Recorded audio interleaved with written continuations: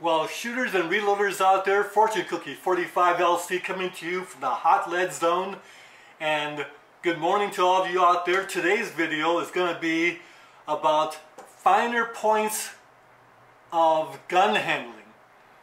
Now, gun handling, we take that all for granted, and most of us are very good at gun handling. But here are some finer points you probably won't hear about in other YouTube videos. You might not even read about these. But it's all built on shooting at various ranges for, like now, ever since 1970. So that makes it, what, 47 years? Oh, wow. That's, well, anyway. Let's start with single-shot rifles and pistols. Now, would seem to be very cut and dried. You open the action, and, oh, by the way, none of the guns in this video are loaded. They've all been safety checked. That's part of gun handling. Keeping finger off the trigger, that's gun handling. We're not talking about that.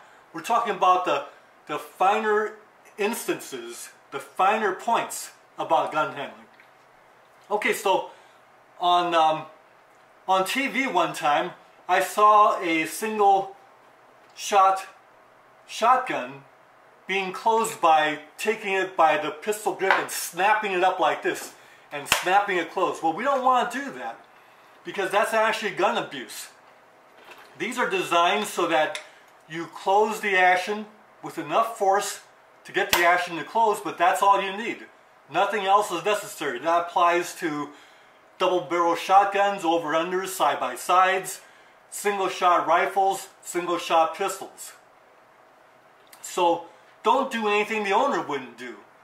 And this is like if someone invites you at the range to look at their rifle, there's a certain hat that you wear. You would even treat that person's gun with even more respect than your own. So anyway, you open it and then you close it just enough force. Now, note that with the Shiloh Sharps, there's a special thing. Before you open the action, you need to set the hammer at the first notch. It's not a half cock, really, but it's the first notch. And when you do that, it takes the pressure off the firing pin so that you can go ahead and open the action. If you don't do that, it could damage the mechanism and the owner won't appreciate that. So that's an important point. If you're not quite sure, you should ask the owner, is there anything special I've got to do with this before I open the action? That keeps us nice and safe, and we can learn something also. Single shots. Otherwise, they're pretty much cut and dried. Now, whenever we shoot rounds with someone else's single-shot rifle, you want to take care of their brass. Put it into a nice little pile. If they have their own little pile there, put it right there. If not, put a little separate pile that they can go ahead and do whatever they want to afterwards. The owner can do that. So you want to respect that brass and not just throw it on the ground or anything like this. Talking about ejected brass, if you're going to shoot someone else's lever action rifle, you can't help it. The brass is going to fly out and will probably wind up on the ground. That's just part of the normal course of events. And even the owner cannot stop that from happening. They might have a brass catcher, but very few will have a brass catcher for a lever action rifle. Now, talking about semi-autos. With our military type rifles, the ejection of the brass is usually very robust because the idea is to get it out of there. Well, what happens is when you're shooting some types of military semi-automatic rifles, it's possible for the brass to eject straight up almost. And if it does eject straight up, you have, if there's an overhead canopy on your range, the problem is that brass can eject at a little bit of an angle, hit the overhead, then come down onto other people, other shooters. And they will not appreciate it if that brass comes down and hits their scope tube, puts a little nick on it, or something of that nature. So we need to guard against that, and one of the best ways is to ask the shooters on the adjoining stations. If there's any problem with my ejected brass, please let me know. Now, one time I saw at the range a Mini 14 was ejecting 223s so far out there that they were actually hitting cars that were parked behind the line. That range let people drive cars right up almost to the shooting line so they can unload their stuff and not carry it very far. That's a nice feature, but not when brass is going over there and bouncing off their car paint finishes. Not a good idea. Suppose that car owner comes back and as he's opening his car door, brass is hitting his car, causing damage. And then they're going to want to see where that brass is coming from. See where your brass is going. That's always a good idea.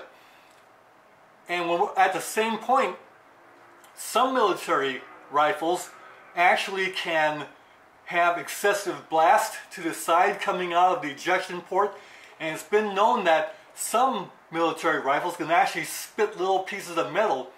One time I was shooting at the range and I actually felt this blast and also little pieces hitting me, and that wasn't any fun. There was something wrong with that guy's gun, and he had to be told. So I told him that, and you know what? We just had him put something between. And for that matter, if we have ejection more sideways, like on our AR-15s, it's very easy to take your rifle case, that hard case, and just open the cover right next to you. And what will happen is that brass will bounce off that instead of hitting the shooter in the adjoining station. So those are nice things to be aware of also. So you see, the ejected brass is actually part of our gun handling. And when it comes to ejected brass, semi-automatic pistols also have ejected brass. Sometimes they'll bounce off the ceiling, and again, you should go ahead and just let the shooter next door know that if any ejected brass is a problem, please let me know. That's a common courtesy, and it will pay dividends to you at some point. Anyway, finer points about gun handling with our semi-automatic pistols. Now, of course, we're not talking about abuse such as banging the gun on things. If we do that to our own gun, well, we know we've done that. But when we're handling someone else's gun, we don't want to abuse it. And we're not talking about easy things about banging it.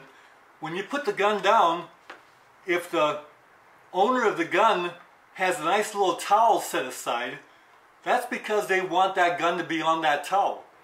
So we put it there. And one thing we don't want to do with our automatic pistols, or someone else's especially, is what's commonly done, and that is no magazine, no rounds, but we drop the slide like that. Now, our slides are designed to strip a round off of a magazine and then to go through the loading cycle, and that stripping of the round from the magazine actually causes a cushioning of the slide action that's part of the design. So when you drop a slide on nothing, that's excessive pounding of something in that semi-automatic pistol. So the best way to drop a slide on an empty slide, on an empty gun, is to just cushion it with your finger like this. That would be very appreciated by another owner of we're handling their gun. Now, when it comes to dropping the hammer, some people hate dry firing, and certainly we don't want to dry fire someone else's gun. But how often have we seen slide down, hammer forward, holster as part of IPSC shooting or IDPA or all of those kind of competitions? Commonly done. Turns out that dry firing really won't hurt most guns, and we should find out which ones are the exceptions. But as a matter of common courtesy, for someone else's gun, we don't want to go around dry firing their gun. So for instance, if we do lower their slide, we can ease the hammer down like this and then put it down. Now you don't want to put the gun down on dirt. If you're putting it down on a bare bench top, the problem with that is that that bench top has dirt and grit there. And if you put it down on grit, it's possible to cause damage to the finish because grit is like sand, and sand very abrasive. So it's possible to put little scratches on your finely blued or stainless steel gun finishes, causing those little scratches. We don't want to do that to someone else's gun. That's part of a finer point of gun handling. Put it down on a towel, or better yet, take your hand and go like this and clean the bench a little bit first and put it down. The other owner of the gun is going to appreciate that you took the little bit of extra care. And it's those kind of things that will build your reputation at the range among the shooting community that's there, if you do want to become part of the shooting community. And why not? It adds to the great fun of shooting to get to know the other shooters at the range. So now let's talk about the finer points of gun handling when it comes to single action revolvers. So suppose someone at the range, another member of the shooting community, shows up with a brand new single action revolver. It could be something as nice as a Colt single action Army, or could be a nice Uberti, or a nice Beretta, or a Ruger. These are all nice guns. So you want to go and check out their gun. Well, when they hand you the gun, what you don't want to do is open the cylinder up or put it on the loading notch and do this. And that's because we've seen it in the movies and on TV a lot. Spinning the cylinder, making that noise. And it's so unnecessary. It doesn't serve any purpose. So what happens is you put a little bit excessive wear on the hand that's part of the pawl in there, and just simply don't do that. And now whether a new shooter you take to the range does that to your gun, you might say, well, okay, we don't really need to spin the cylinder like that. Or if you let them do it, it's not that big a deal with a Ruger, because the Ruger can take a little bit of excessive wear, but it doesn't have to be done. We certainly don't want to do it to our own guns and do it a lot. We sure don't want to do that to someone else's gun.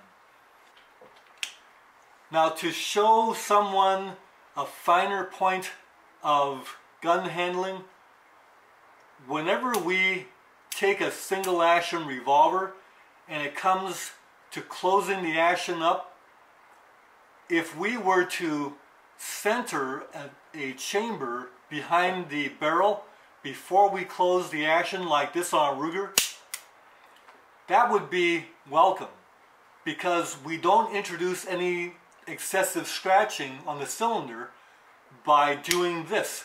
In other words, we're kind of like between chambers, and you close it up and it's got to go a long way. Now the bolt is already back up, so it's going to be dragging on that cylinder. That whole movement's dragging on the cylinder. So there's a section that doesn't get dragged on, and if we do just what we just did, you'll get a little dragging there, and the scratches will be worse in the long run.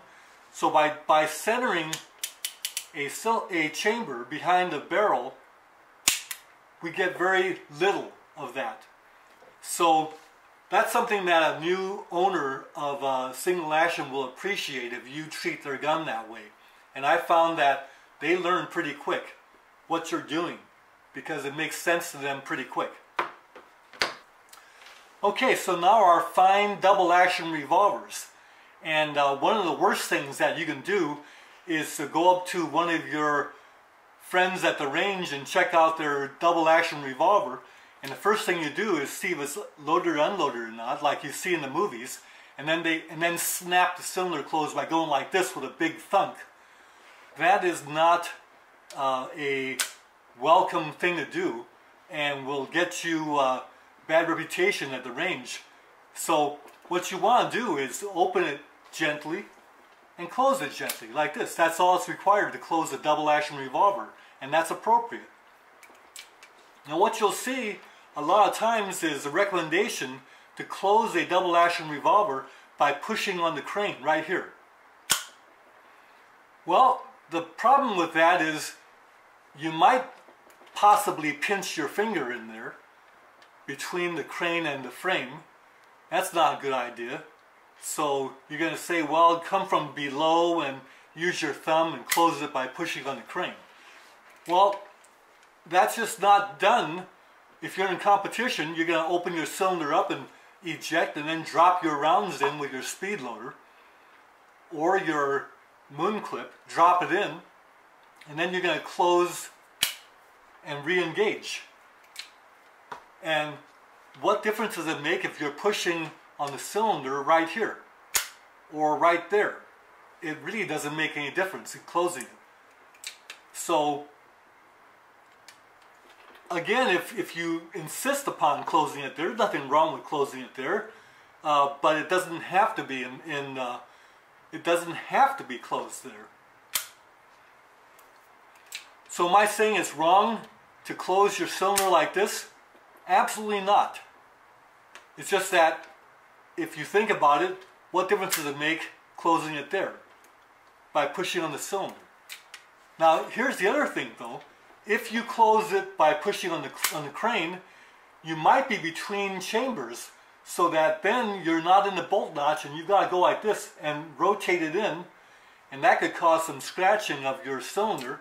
Whereas if you have control of the cylinder and the gun to load and unload, you're going to feel the flutes of the cylinder, and that helps you know where to orient your speed loader.